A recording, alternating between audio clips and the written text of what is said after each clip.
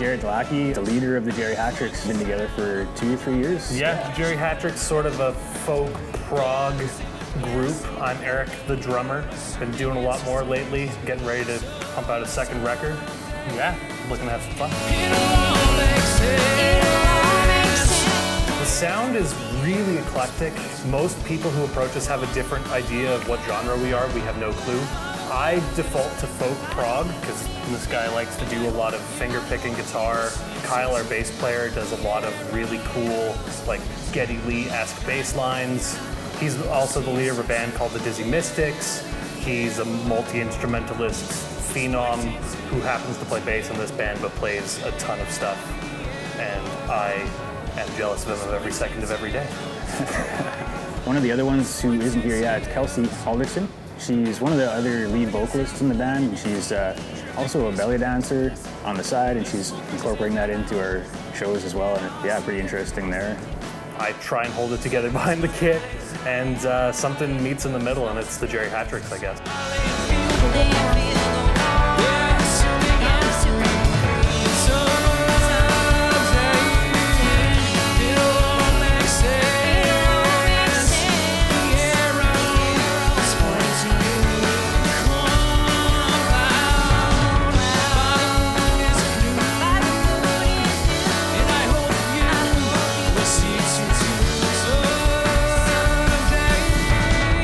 For a lot of years, it was a solo project. I started just making music on my own. Recorded a solo project 3 or 4 years ago now, and then to play that live, sort of needed to form a band, and then it just evolved into the Gerry Hatricks, and it's kind of where we're at now.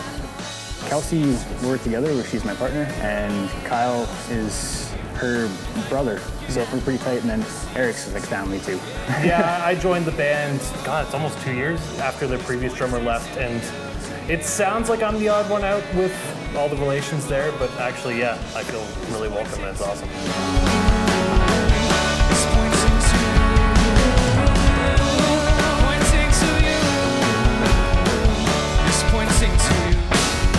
A lot of our songs are lyrically about kind of storytelling.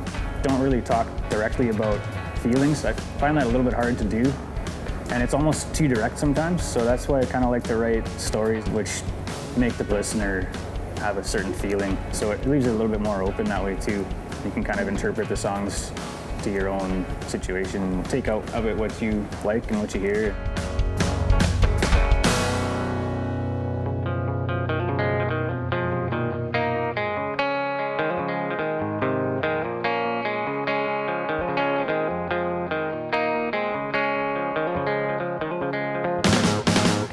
Next up's Dreamland.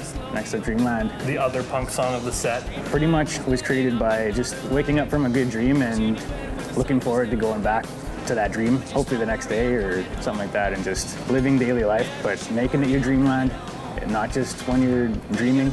Kind of like the good times, just going back to dreamland, and has a little bit more of a punk vibe too as well. It's another guitar pick song, so it's a little more aggressive.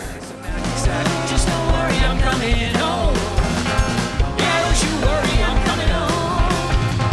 I've been walking on a bridge to nowhere, trying to find my way, but there's no way to find. So turn around, I'm at the end. It's almost over to start again. Open a new page, and I set my sails, one trying to land with my hand goodbye. At first, all the parts were written, so the members would come and just learn the parts.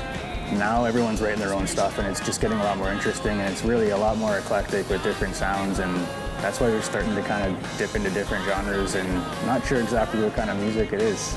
Yeah, it's really interesting, like even from when I joined, being given something that another drummer put their hands on and then coming in, putting it together. And that's a really big contrast to how the project started, where it was Gerrit assembling the pieces of a puzzle.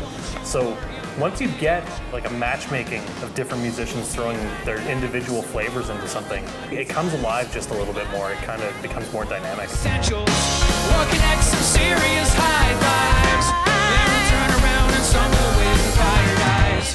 We'll be right back for some more of the good times.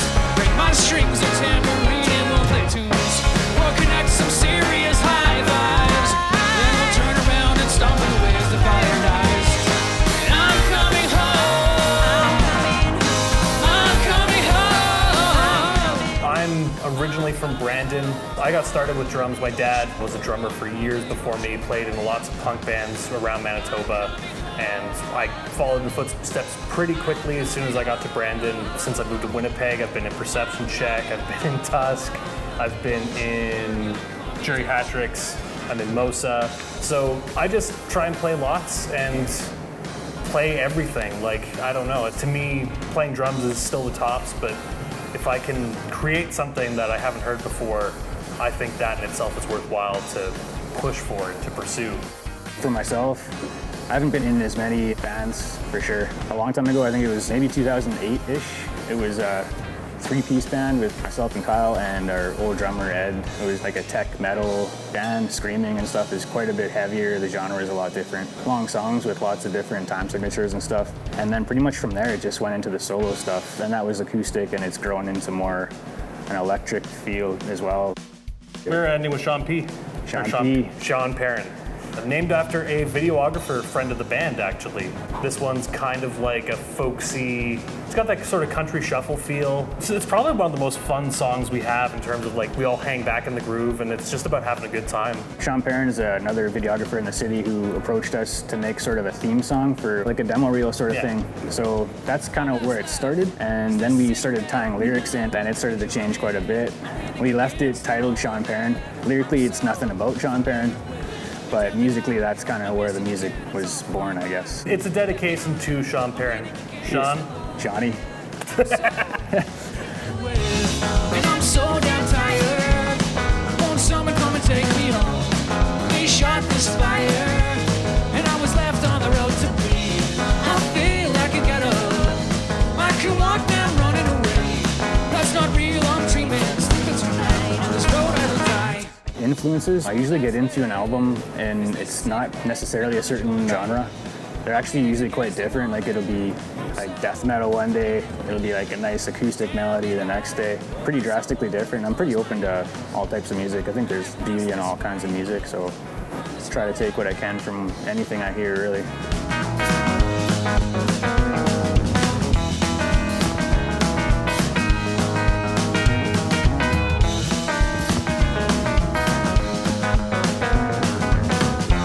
There's always so much to dig from, which is part of how this gets so eclectic, is that no one here, I think, is a genre one-trick pony. Like, as I said, I've played in punk, I've played in metal, but I also really love roots, I love alternative rock. There's so much out there just to sort of embrace. And this is funny, because now I'm realizing that you were in a metal band and I was in a metal band, and someone told me a while ago that the older metalheads get, we start to gravitate towards bluegrass, and that's like the finish line because it's still fast. And I was like, no, that can't be true. But I think it's already happening to us. Like, are we at the end of the road? Hopefully not. I hope not. Hopefully lots more to come. Yeah.